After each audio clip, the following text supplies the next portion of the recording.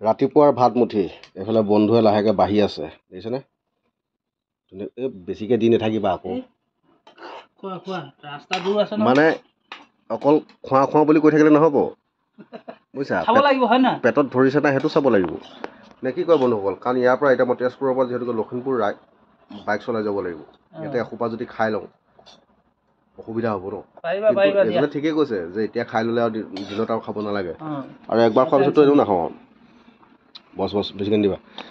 finally ভাত পানী খাই বৈ লাহেকৈ ওলাই যাম চাই থাকক ধুনীয়াকৈ ভাত বাঢ়ি লোৱা হ'ল খাই লওঁ ফাইনেলি এতিয়া ভাত পানী খাই বৈ আজৰি হৈ গ'লোঁ এতিয়া লাহেকৈ যামগৈ লখিমপুৰ শুই পৰিলে নেকি চাবা গতিকে মানে কি শুই পৰিব পাৰেতো ন কমকৈ নহয় নহয় পটকৈ শুই পৰিবলৈ ডাঙৰ কথা হ'ব এহেনডাল মানুহ হেহেনডাল নহয়নে আৰু এতিয়া যিহেতুকে চব ৰেডি হৈ গ'ল এইফালে বাইক ৰেডি হৈ গ'ল বান্ধি ল'লোঁ হ'ল এতিয়া লাহেকৈ যাম লখিমপুৰ এতিয়ালৈ বাই